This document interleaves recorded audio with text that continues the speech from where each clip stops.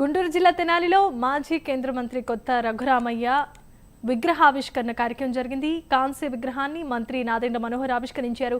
రఘురామయ్య విగ్రహానికి కుటుంబ సభ్యులు, కూటమి నేతలు నివాళులర్పించారు. ఈ సందర్భంగా రఘురామయ్య పదవులకు వన్నె తీసుకొచ్చారని మంత్రి నాదెండ్ల వెల్లడించారు.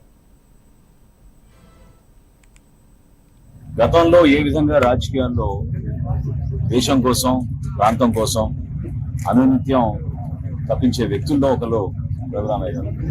మా తాతగారు వాసిరెడ్డి వెంకయ్య చౌదరి గారు బ్యారిస్టర్ గా ఉన్నప్పుడు రఘురామయ్య గారు కూడా అప్పుడు బ్యారిస్టర్ గా వీళ్ళిద్దరు మెడ్రాస్ లో చాలా సంఘటనలు దాని గురించి మా నాన్నగారు, మా అమ్మమ్మ గారు ఇద్దరు కూడా చెప్పారు.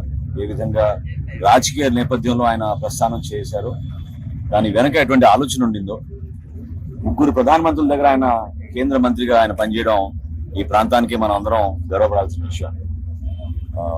అనునిత్యం భారతదేశం కోసం ప్రపంచవ్యాప్తంగా జరిగిన కాన్ఫరెన్సెస్ లోను, అదేవిధంగా పార్లమెంట్ లో ఆయన పనితీరుని ప్రత్యేకంగా నెహ్రూ గారు, అదేవిధంగా ఇందిరాగాంధీ గారు ప్రత్యేకంగా అభినందించడమే కాకుండా ఆయనకి ఒక స్థానం కేంద్ర కేబినెట్ లో కల్పించడం అనేది చాలా అరుదైన గౌరవం.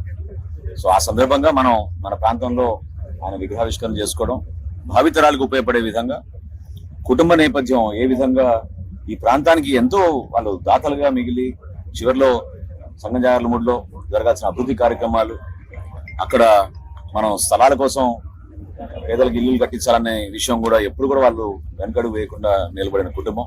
ఆయన్ని, ఆయన కుటుంబ సభ్యుల్ని గౌరవిస్తూ మన ప్రాంత ప్రజలు కూడా తప్పకుండా ఈ రోజే కాకుండా